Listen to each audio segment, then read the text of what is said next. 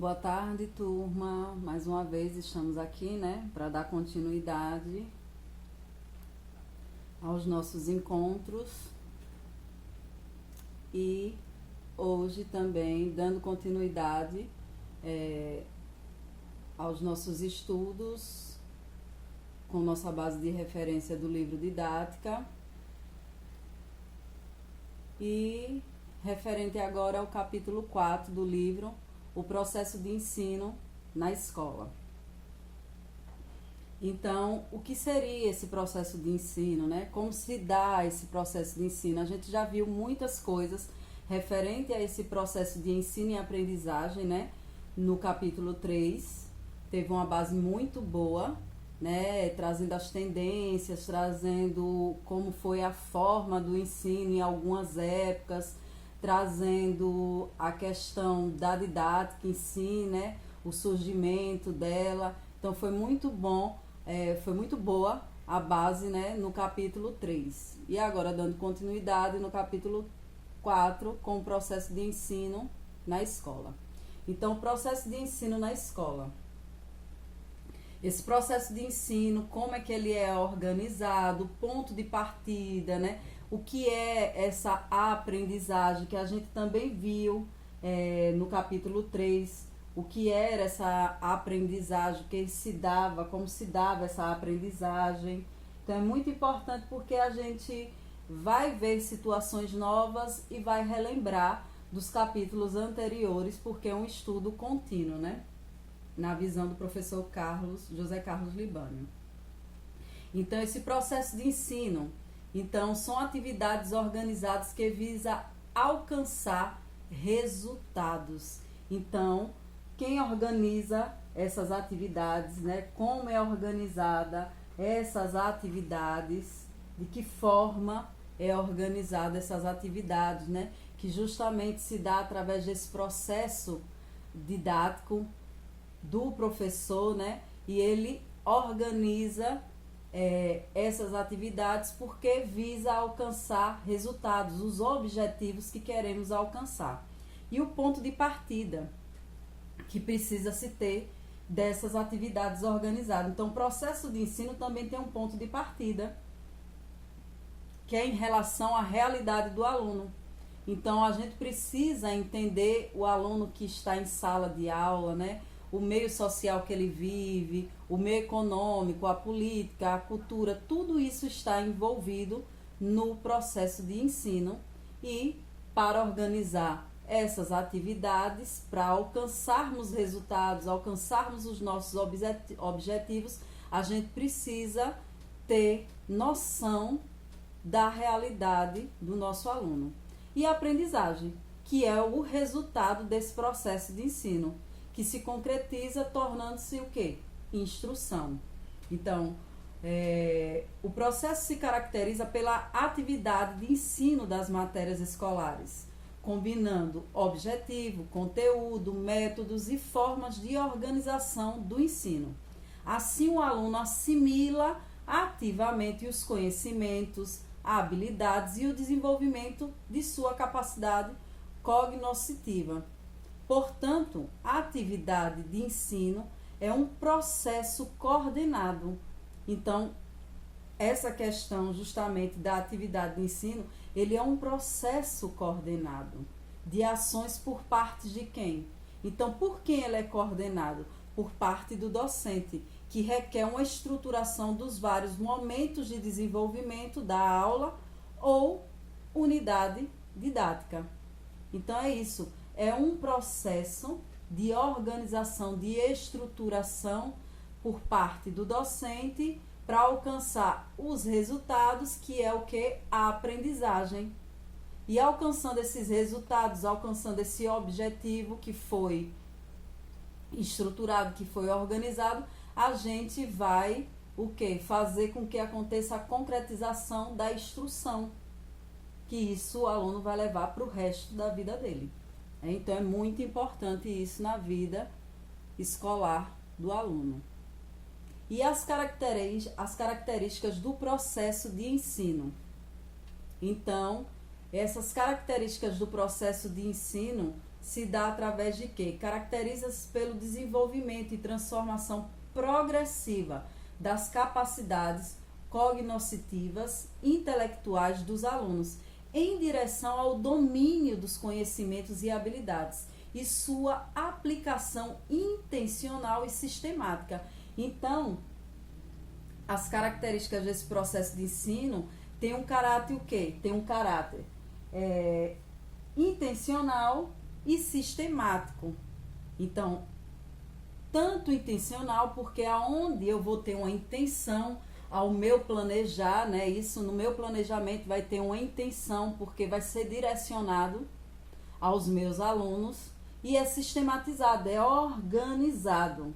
Então, tem isso, né? Nas características do processo de ensino. E por que a gente diz que também tem um caráter bilateral? Porque não é só feito com um participante,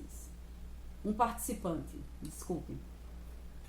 São dois atores nesse processo de ensino e aprendizagem. Por quê? São as atividades do professor, que é a atividade de ensinar, e a atividade do aluno, que é a atividade de aprender. Por isso que ela é bilateral, porque tem esses dois personagens e os dois personagens atuam constantemente num processo contínuo, intencional, organizado, entendeu?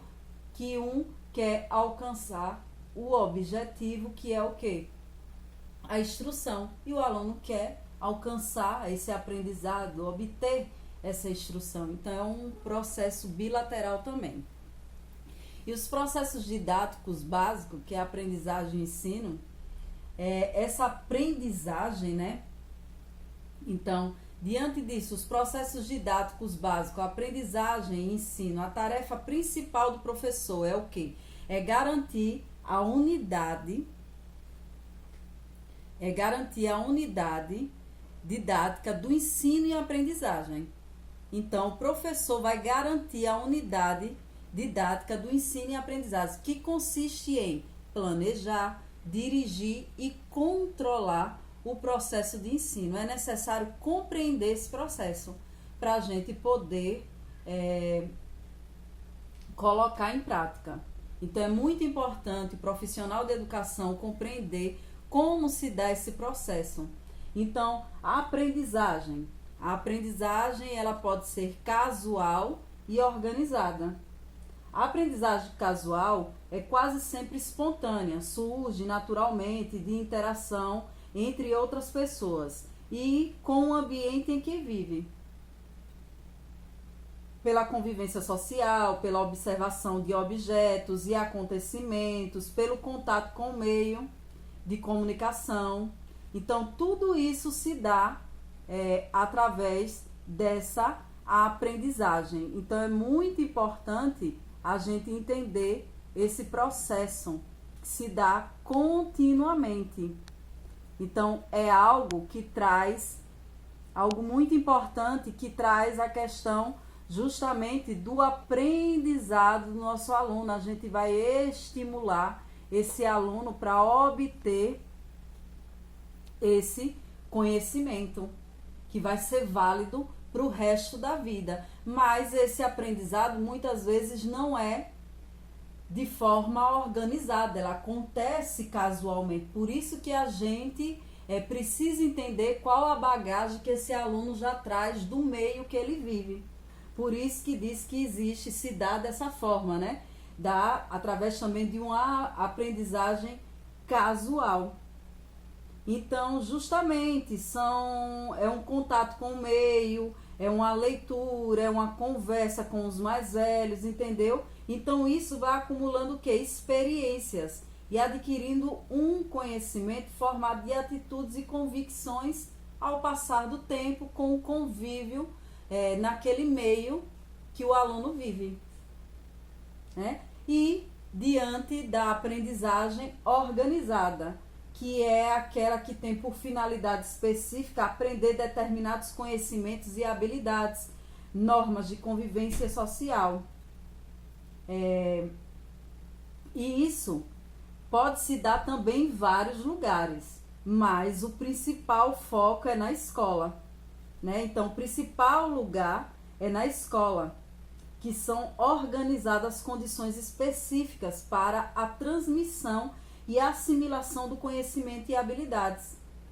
Então, tem uma organização intencional, como a gente falou, tem uma organização planejada, sistemática, com finalidades, para atingir uma finalidade, uma condição de caráteres, entendeu? Intencionais daquele determinado conteúdo que foi proposto e planejado pelo professor. Então, isso é muito importante a gente saber como se dá esse processo didático básico da aprendizagem do ensino, que pode ser tanto casual como organizado. E, diante disso, temos também o processo de assimilação ativa dentro desses processos didáticos básicos.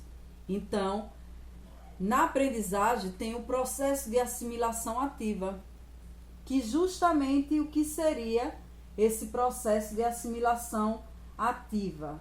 Ele permite entender o ato de aprender, que é o que? O que é o ato de aprender? É um ato de conhecimento pelo qual assimilamos mentalmente os fatos, fenômenos e relações do mundo, da natureza e da sociedade, através de estudos das matérias de ensino. Então, é desse jeito que o processo de assimilação ativa, através do ato de aprender, ele explica esse ato de aprender, como é que ele é permitido, né?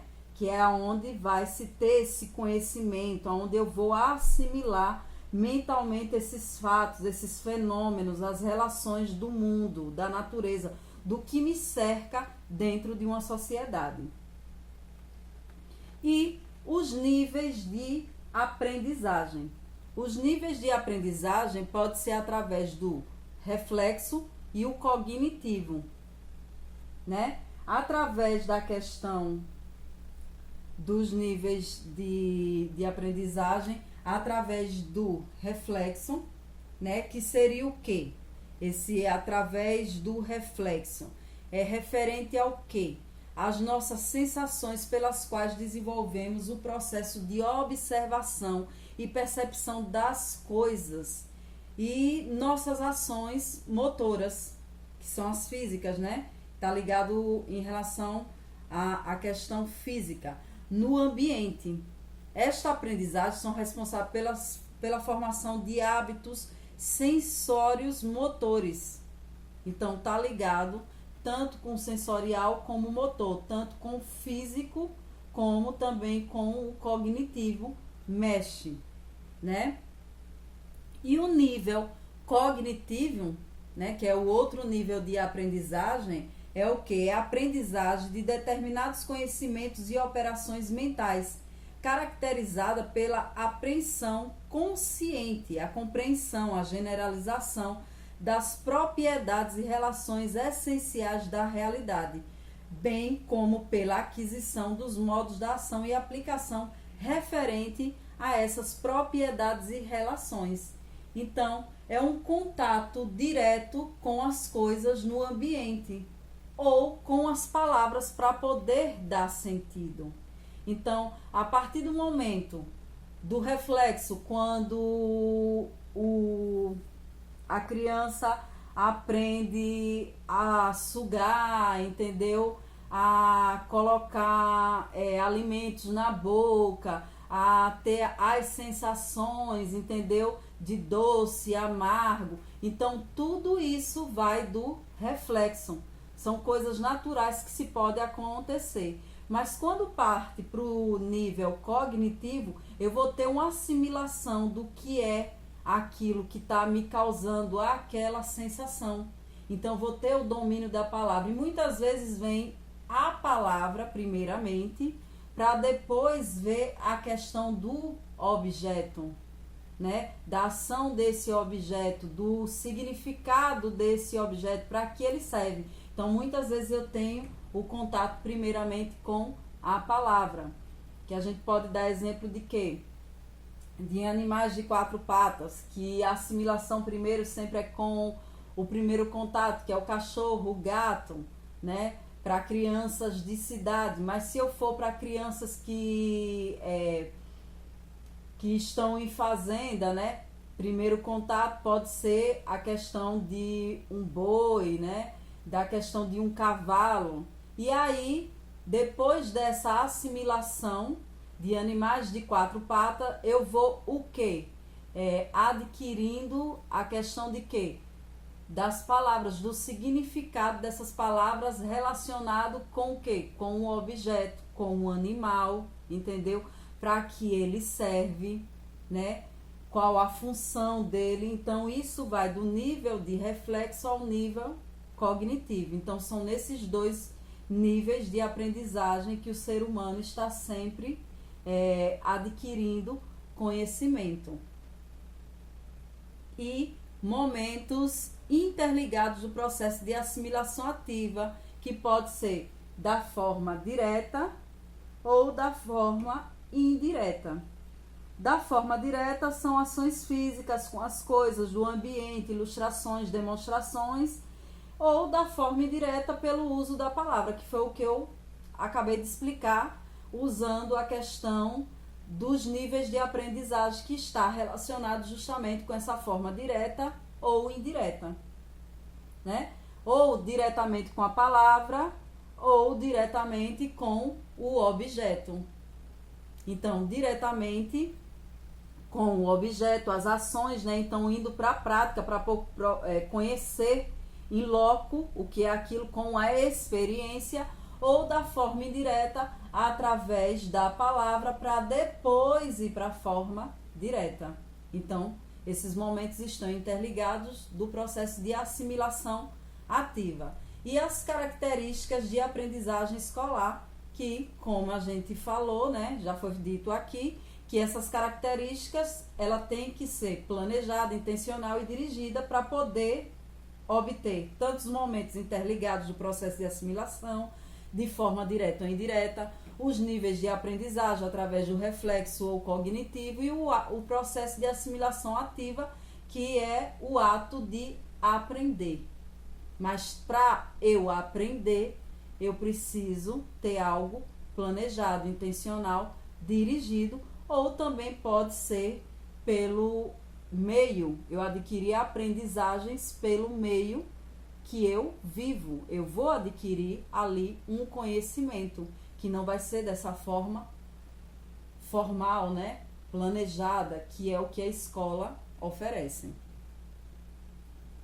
Agora saímos da aprendizagem e vamos para o ato de ensino, que aí é quando eu digo que é bilateral, porque está ligado entre o professor e o aluno. Então, o professor vai ser o mentor, vai ser o mediador desse ensino para que chegue esse ensino no aluno da forma de aprendizagem para vir a questão da instrução. E esse ensino possui 3 funções inseparáveis, que é organizar, ajudar, dirigir e controlar. Então, todos eles estão ligados, né? Um está ligado ao outro nessas características da aprendizagem, que vai ser através do ensino. Então, vai estar ligado, né? Essas 3 funções. Então, essas 3 funções justamente é uma combinação entre a condução do processo de ensino por quem? Pelo professor. E a assimilação ativa como atividade autônoma e independente do aluno. Então, é assim que se dá o processo de ensino, que é professor, aluno. Então, o professor vai combinar, né, vai mediar esse ensino através de um processo organizado, e o aluno vai assimilar esse conhecimento, né, através de uma atividade autônoma e independente, para tornar ele, esse sujeito autônomo e independente, né? Então, é isso que a gente busca. Então, essa questão dessa função de organizar o quê? Os conteúdos para a sua transmissão, de forma que o aluno possa ter uma relação subjetiva com eles. Ajudar os alunos a conhecer as suas possibilidades de aprender, orientar suas dificuldades, indicar métodos de estudo e atividades que os levem a aprender de uma forma autônoma e independente, né? Que eles consigam assimilar aquele conhecimento de forma autônoma e independente. E dirigir, controlar as atividades que é diretamente ligada ao docente, para alcançar um objetivo, que é o objetivo da aprendizagem do aluno. Então, isso é muito importante e essas funções não podem se separar, não podemos esquecer nesse processo de ensino do aluno. E vem a questão de que unidade entre o ensino e a aprendizagem. Então, é uma relação recíproca. Então, não é uma relação que se dá por si só. O professor faz a parte dele e o aluno independente faz a dele. Não. É algo que está ali em constante movimento, aonde tem uma troca, né? Então, é uma relação recíproca. Tanto o aluno pode aprender com o professor, como o professor pode aprender também com o aluno. Então, há uma troca ali de conhecimento e há uma questão do estimular do professor, de dirigir, incentivar, impulsionar o processo de aprendizagem do aluno. Existindo assim essa relação recíproca. É muito importante isso. Então, justamente é isso. O que visa esse ensino? Esse ensino visa esse estímulo que o professor precisa estar mediando, esse dirigir, né, esse incentivar, impulsionar sempre o seu aluno a buscar um novo conhecimento, a assimilação ativa desse novo conhecimento com o que ele já tem, né, para formar um novo conceito, ou então melhorar aquele conceito que ele tinha, né? Então, diante disso, essa relação entre professor e aluno é muito importante para que haja essa aprendizagem. Então, é algo constante ali que está em transformação, em uma busca, em uma organização, entendeu? Por parte dos dois. E estrutura, componentes e dinâmica do processo de ensino. Então, quem vai mediar essa relação sociopolíticos e pedagógicos é a didática, que vai estar mediando entre a relação do que existe dentro de uma sociedade, economia, política, cultura, com os conhecimentos pedagógicos. Então, ela vai fazer essa relação e o professor com ela vai o quê? Vai organizar para poder mediar esse ensino para haver uma aprendizagem significativa. Então, a didática tem essa função, né? Os conteúdos, o ensino, a aprendizagem opera com o objetivo de determinadas exigências sociopolíticas e pedagógicas sobre um conjunto de condições de situação didática concreta que asseguram o bom ensino e resultados satisfatórios no aprendizado, com relação cognitiva entre o aluno e a matéria, visando a inserção, a atuação desse aluno nas diversas esferas da vida social. Então, justamente isso. Vai ser mediado esse ensino através da didática, através dessa organização de métodos, entendeu? Didáticos, para o professor planejar e estruturar esse ensino com os conhecimentos sociopolíticos e pedagógicos para ter o quê? Para alcançar um objetivo que é o quê? Algo satisfatório, que é a aprendizagem, a instrução, incentivar, preparar esse aluno justamente visando o quê? O futuro dele, a inserção dele e a atuação dele nas diversas esferas sociais dentro da sociedade, né, em si. E a estruturação do trabalho docente, que é um trabalho ativo e conjunto do professor e aluno, né? Então é algo ali ativo. A didática estuda a tarefa da instrução e do ensino. Cuida de extrair dos diversos campos de conhecimento humano. A estruturação da aula deve refletir o entendimento que temos procurado trazer no nosso estudo sobre o processo de ensino, tendo em vista o que? A assimilação consciente e sólida de conhecimentos de capacidade cognoscitivas. O trabalho do professor é uma atividade intencional e planejada, que visa o quê? Atingir objetivos de aprendizagem. Então, portanto, precisa ser estruturado, ordenado, pensado. E essa estruturação da aula é organizada sequencialmente com uma inter-relação do trabalho docente, que está ligado ao processo de ensino, que implica na maneira de ser realizado. Então, tá ligado. É uma relação, é uma inter-relação entre o professor e o aluno, que está ligado diretamente nesse conjunto, entendeu? De busca do conhecer, da busca dos conteúdos corretos para serem aplicados nessa aprendizagem, para se adquirir o objetivo, que é a instrução, a aquisição da aprendizagem do aluno.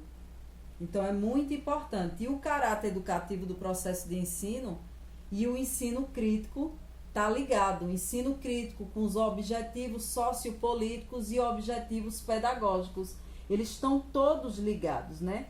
Porque justamente esse trabalho ativo, esse trabalho em conjunto do professor e do aluno, justamente é para buscar isso. Porque o ensino tem que ter um caráter crítico. Não é só algo que eu vou transmitir, entendeu? Para o aluno sem sentido, sem ele criar opiniões, entendeu? Que vai favorecer a ele futuramente. Então, eu estou elaborando as minhas aulas justamente pensando o quê? Pensando em estruturar esse pensamento crítico do aluno. Então, tem que ser um ensino crítico, que vai ter objetivos. Aonde eu vou buscar esses objetivos para minhas aulas? Sociopolíticos, então eu vou buscar no meio, juntando com os objetivos pedagógicos de instrução, para daí se conseguir alcançar o resultado final, que é a aprendizagem do aluno. A gente vai formar, entendeu? Esse sujeito completo, capaz e autônomo, né? Atuante dentro da sociedade. O ensino crítico possibilita isso, um pensamento crítico. Então é isso que a gente tem que buscar, um ensino crítico que vai buscar um pensamento crítico, vai buscar um sujeito completo, capaz e autônomo dentro da sua, atuante dentro da sociedade que ele vive. Então, é isso que a gente tem que estar buscando constantemente, né? O caráter de ensino está ligado aos objetivos de ensino crítico, vinculados aos princípios, condições e meios de direção e a organização com a finalidade sociopolítica e pedagógica da educação. Então, é isso que a gente visa, né? Que é... Nós, profissionais da educação, buscamos diariamente, quando organizamos e planejamos nossas atividades, que é justamente o que? Formar um sujeito crítico, preparado para atuar em qualquer instância da sociedade. E com isso, turma, eu encerro, né, o capítulo 4, o processo de ensino na escola, que justamente eu falei o papel da escola, que tem um papel de organizar, um papel formal, né, de organizar e estruturar o ambiente de ensino e aprendizagem. E os dois atores atuantes, né, que é do ensino através da atividade do professor e da aprendizagem, que é através da atividade do aluno, para alcançar objetivos concretos, que é formar esse sujeito, né, completo, capaz e autônomo. Então é isso que a gente busca, é um ensino crítico ligado, né, à sociedade, ligado aos interesses sociopolíticos, mas também buscando objetivos pedagógicos para essa junção a gente conseguir formar esse sujeito capaz de atuar dentro da sua sociedade, em qualquer instância dela, né? Então, qualquer dúvida, vocês podem me procurar através do WhatsApp, tá? E aí eu sano, se houver assim, qualquer dúvida de vocês, tá? E a proposta da atividade vai estar no portal. Obrigado mais uma vez.